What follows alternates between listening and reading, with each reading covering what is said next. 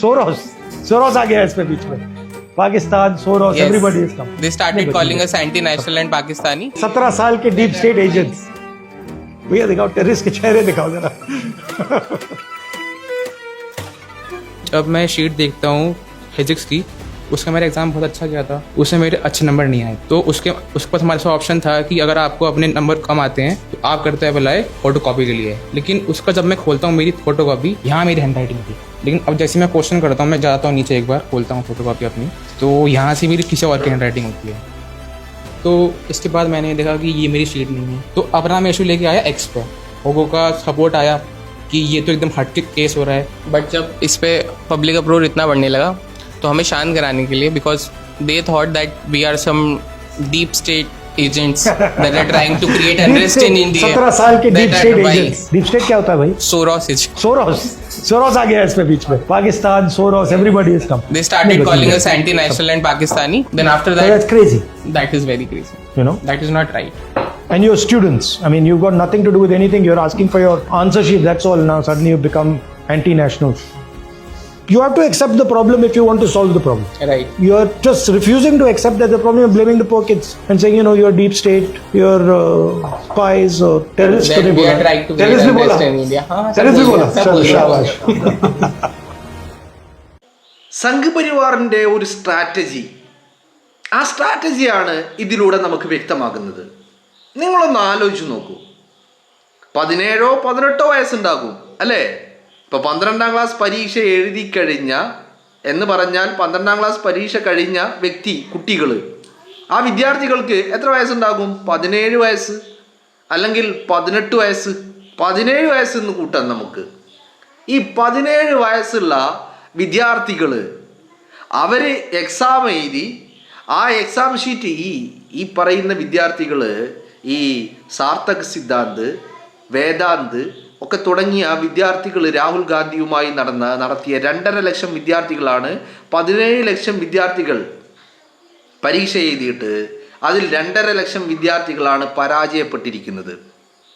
ഈ പരാജയപ്പെട്ട വിദ്യാർത്ഥികൾ, നിങ്ങളൊരു കാര്യം ആലോചിക്കണം. 2.5 ലക്ഷം വിദ്യാർത്ഥികളുടെ ഭാവി, അവരുടെ ജീവിതത്തിലെ ഏറ്റവും വലിയ ടേണിംഗ് പോയിന്റ് ആകേണ്ട ഈ എക്സാം റിസൾട്ട്, ആ ഭാവി തന്നെ വലിയ രീതിയിൽ നഷ്ടപ്പെട്ടു പോകുന്ന ഒരവസ്ഥയാണ് ഉണ്ടാകുന്നത്.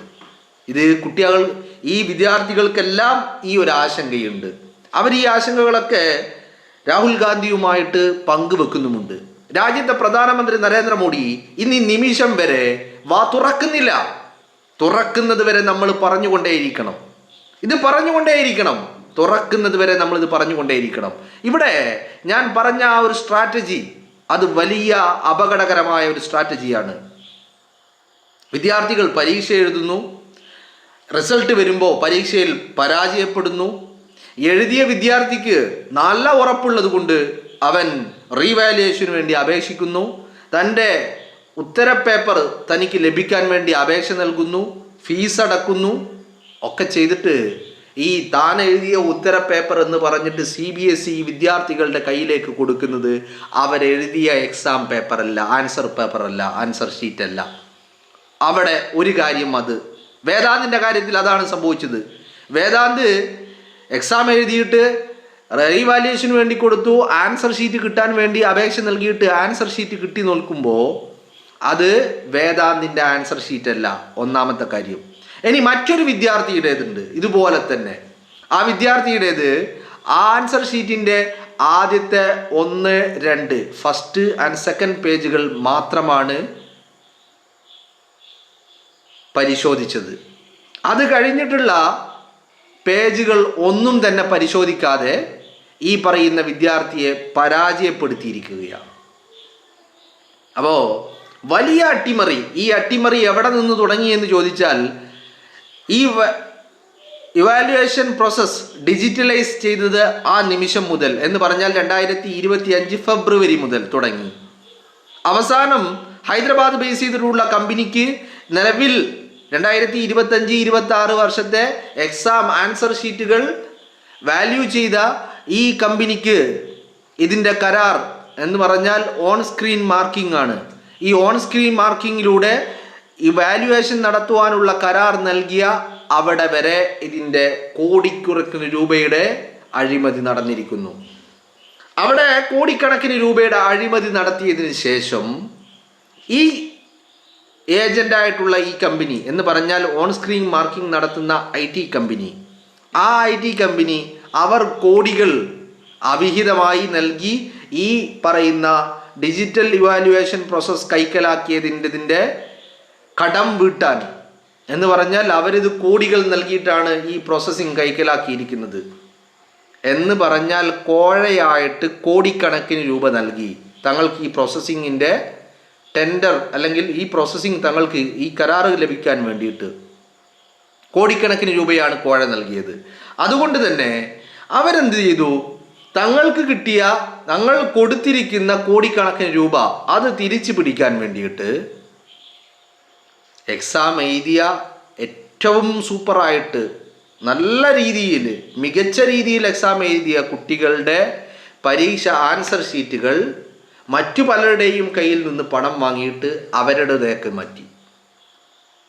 തോൽക്കുമെന്ന് ഉറപ്പുള്ള കുട്ടികളുണ്ടാവുമല്ലോ, പണം കൊടുത്ത് എല്ലാം നേടാൻ നടക്കുന്ന കുട്ടികളല്ല രക്ഷിതാക്കൾ. ഇതിൽ കുട്ടികളെ ഒന്നും പറയാനില്ല, കാരണം ആ കുട്ടികളെ രക്ഷിതാക്കൾ അവരാണ് പണം കൊടുത്ത് എന്തും ചെയ്യാൻ തയ്യാറായിട്ടുള്ളത്. അപ്പോൾ ആ കുട്ടികൾക്ക് വേണ്ടി ഈ ഏറ്റവും നന്നായി പരീക്ഷ എഴുതിയ കുട്ടികളുടെ ആൻസർ ഷീറ്റ് അവർക്ക് മറിച്ചു നൽകി, അവരുടെ പേരിലേക്ക് മാറ്റി. അങ്ങനെയാണ് ഇതിൻ്റെ ഒരു പ്രോസസ്സിങ് ഒന്ന് നടന്നിട്ടുള്ളത്. മറ്റു പലതും പണം വാങ്ങി പലരുടെയും ആവശ്യങ്ങൾക്കനുസരിച്ച് പലതിനെയും മാറ്റിമറിച്ചു. അതവിടെ നിൽക്കട്ടെ. ഇതിൻ്റെ ഏറ്റവും പ്രധാനപ്പെട്ട കാര്യം എന്ന് പറയുന്നത്, ഇപ്പോൾ വേദാന്ത്, സാർത്ഥക് സിദ്ധാന്തിനെ പോലെയുള്ള പല കുട്ടികളും ഈ കാര്യങ്ങൾ ഉന്നയിച്ച് ചോദ്യങ്ങൾ ചോദിച്ചു, അല്ലേ? ചോദ്യങ്ങൾ ഈ രാജ്യത്തിൻ്റെ മുന്നിൽ വെച്ചു. തങ്ങൾക്ക് നേരിട്ട ദുരനുഭവങ്ങൾ, തങ്ങൾ ചെന്ന് പെട്ടിരിക്കുന്ന ട്രാപ്പ്, ഏറ്റവും വലിയ കുഴി, ആ കുഴിയെക്കുറിച്ച് ഈ രാജ്യത്തിന് മുന്നിൽ ചോദ്യങ്ങൾ ഉന്നയിച്ചപ്പോൾ ഈ സംഘ് പരിവാർ കേന്ദ്രങ്ങൾ എന്താണ് ചെയ്തത്? സാധാരണഗതിയിൽ ഇവർ ചെയ്യുന്ന അതേ പ്രവൃത്തി. എന്താണ്? എന്തിനേയും നേരിടാൻ എന്താണ് ഏറ്റവും വലിയ ആയുധം? അവരെ രാജ്യദ്രോഹികളാക്കുക, അവരെ ദേശവിരുദ്ധരാക്കുക, അവരെ ഡീപ് സ്റ്റേറ്റ് ഏജന്റുമാരാക്കുക, അവരെ ഭീകരവാദികളാക്കുക, അവരെ പാകിസ്ഥാൻ ചാരന്മാരാക്കുക. ഈ 17ഉം 18ഉം വയസ്സുള്ള വിദ്യാർത്ഥികളെ പോലും സംഘ് പരിവാറുകാർ വിട്ടില്ല. അവരെ പാകിസ്ഥാനികളെന്ന് വിളിച്ചു, ഭീകരവാദികളെന്ന് വിളിച്ചു, അവര് രാജ്യദ്രോഹികളാണെന്ന് പറഞ്ഞു. അങ്ങനെ ചാപ്പകുത്തലുകളായിരുന്നു ഒരു ഭാഗത്ത്. എന്നാൽ ഇത്രയും വലിയ ഒരു ക്രമക്കേട് രാജ്യത്തിൻ്റെ പ്രാഥമിക വിദ്യാഭ്യാസ മേഖലയിൽ സംഭവിച്ചിട്ടും ഇന്ന് ഈ നിമിഷം വരെ രാജ്യത്തിൻ്റെ പ്രധാനമന്ത്രിയോ രാജ്യത്തെ വിദ്യാഭ്യാസ മന്ത്രിയോ ഈ നിമിഷം വരെ വാ തുറന്നിട്ടില്ല. നിങ്ങളൊന്ന് ആലോചിച്ച് നോക്ക്. ഇത് CBSEയിൽ നടന്ന ക്രമക്കേടാണ്. CBSEയിൽ പരീക്ഷ എഴുതിയ വിദ്യാർത്ഥികളാണ് രാഹുൽ ഗാന്ധിയുമായിട്ട് കൂടിക്കാഴ്ച നടത്തിയിരിക്കുന്നത്. എത്ര കൃത്യമായിട്ടാണ്, നിങ്ങളൊന്ന് ആലോചിച്ച് നോക്കൂ.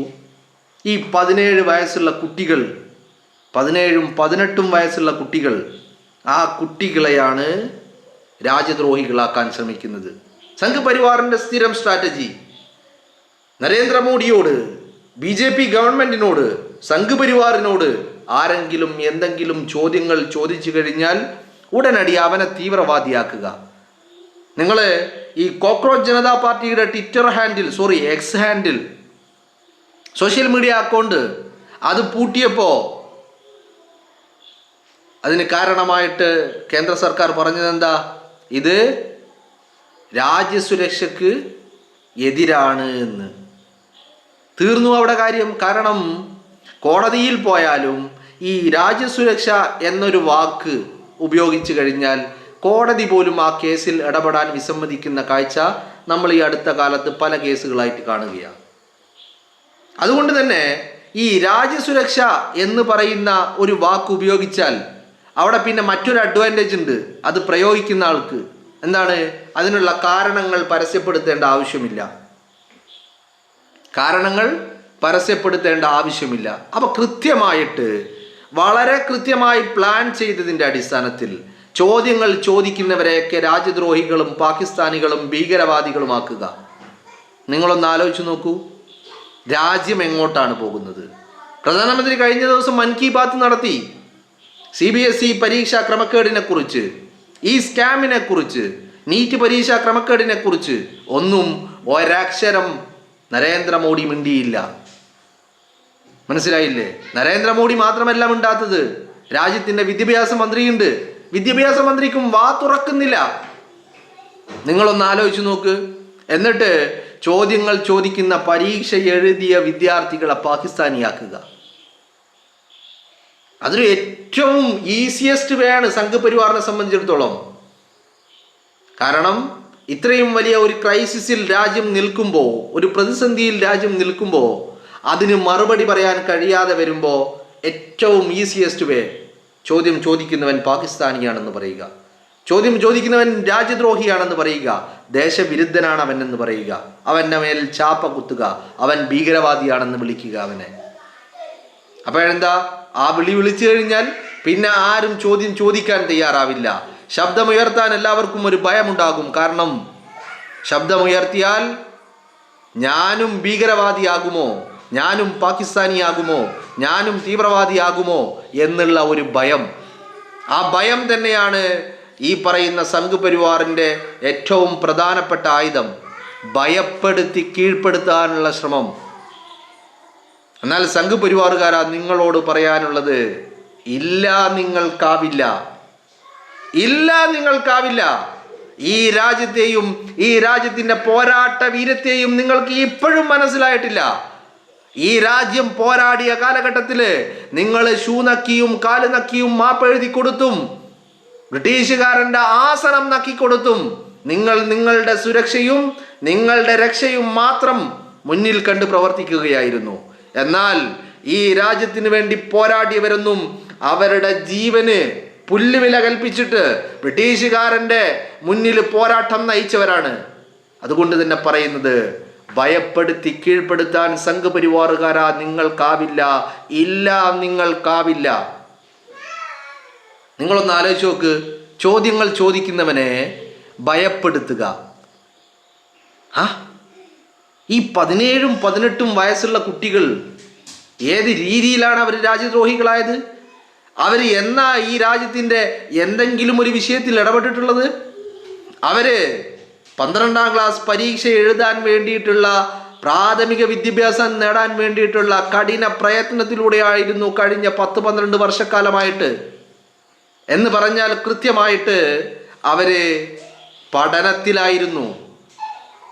എന്നിട്ട് അവരുടെ പ്രാഥമിക വിദ്യാഭ്യാസം പൂർത്തിയാവുകയാണ്. ഈ 12ാം ക്ലാസ് പരീക്ഷ കൂടി കഴിഞ്ഞാൽ അവിടെ എത്തിയപ്പോൾ ആ പരീക്ഷയിൽ ക്രമക്കേട് നടത്തിയിട്ട് ഈ വിദ്യാർത്ഥികളെ വഞ്ചിച്ച് അവരുടെ ജീവിതം, അവരുടെ ഭാവി അത് വഴിയാധാരമാക്കിയിരിക്കുകയാണ് നരേന്ദ്രമോദി.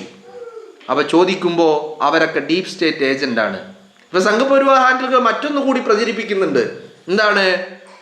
ഇന്ത്യയുടെ പ്രതിപക്ഷ നേതാവ് പാകിസ്ഥാനി ഡീപ് സ്റ്റേറ്റ് ഏജൻസുമായിട്ട് ചായ കുടിക്കുന്നു, ചിരിച്ചും കളിച്ചും വർത്തമാനം പറയുന്നു, ചർച്ച ചെയ്യുന്നു, രാജ്യവിരുദ്ധനാണ് രാജ്യത്തിൻ്റെ പ്രതിപക്ഷ നേതാവ് എന്നാണ് സംഘപരിവാർ ഹാൻഡിലുകൾ ഇപ്പോൾ സോഷ്യൽ മീഡിയയിൽ പ്രചരിപ്പിച്ചുകൊണ്ടിരിക്കുന്നത്. രാഹുൽ ഗാന്ധി ഈ വിദ്യാർത്ഥികളുമായിട്ട് നടത്തിയ ചർച്ചയുടെ, സംസാരത്തിൻ്റെ, കൂടിക്കാഴ്ചയുടെ ചില ഫോട്ടോകളും ക്ലിപ്പുകളുമൊക്കെ എടുത്ത്, സ്ക്രീൻഷോട്ടുകളുമൊക്കെ എടുത്ത് അത് വെച്ചിട്ടാണ് പറയുന്നത്, രാഹുൽ ഗാന്ധി രാജ്യത്തെ പ്രതിപക്ഷ നേതാവ് പാകിസ്ഥാൻ ഡീപ് സ്റ്റേറ്റ് ഏജൻസുമായിട്ട് ചർച്ച നടത്തുന്നു എന്ന് പറഞ്ഞിട്ടുള്ള പ്രചരണങ്ങൾ നടക്കുകയാണ്. നിങ്ങളൊന്ന് ആലോചിച്ച് നോക്കൂ. ഈ വിദ്യാർത്ഥികൾ, 17ഉം 18ഉം വയസ്സുള്ള വിദ്യാർത്ഥികൾ ഉയർത്തിയ അവരുടെ പ്രശ്നങ്ങൾക്ക് ഈ നിമിഷം വരെ ഒരു പരിഹാരം കണ്ടെത്താൻ കഴിഞ്ഞിട്ടില്ല. ഇത് പരിഹാരം കണ്ടെത്തേണ്ട വിഷയമല്ല. ഇങ്ങനെ ഒരു ക്രമക്കേട് ഉണ്ടാവാതെ നോക്കേണ്ട ബാധ്യതയായിരുന്നു രാജ്യത്തിൻ്റെ ഭരണകൂടത്തിനുണ്ടായിരുന്നത്.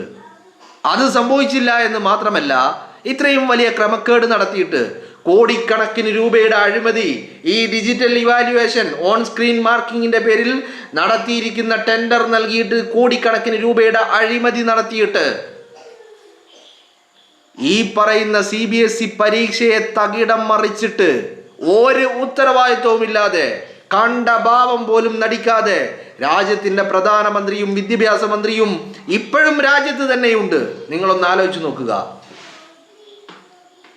അപ്പോ ഇത്തരം സംഭവങ്ങൾ നമ്മുടെ രാജ്യത്ത് ആവർത്തിക്കപ്പെട്ടുകൊണ്ടിരിക്കുക. ഇതിപ്പോ CBSE പരീക്ഷ മാത്രമല്ല അട്ടിമറിക്കപ്പെട്ടത്, രാജ്യത്ത് എൻട്രൻസ് എക്സാമുകൾ അട്ടിമറിക്കപ്പെടുന്നു. മറ്റു പലയിടത്തും എൻട്രൻസ് എക്സാമുകൾക്ക് വലിയ സൗകര്യം, മൊബൈൽ ഫോണും ChatGPT-യും ഉപയോഗിച്ച് പരീക്ഷകൾ അറ്റൻഡ് ചെയ്യുവാനുള്ള സംവിധാനം ഈ പറയുന്ന അധികൃതർ തന്നെ എല്ലാ സൗകര്യങ്ങളും ഏർപ്പാടാക്കി കൊടുക്കുന്ന കാഴ്ചകൾ നമ്മുടെ മുന്നിലേക്ക് വരികയാ.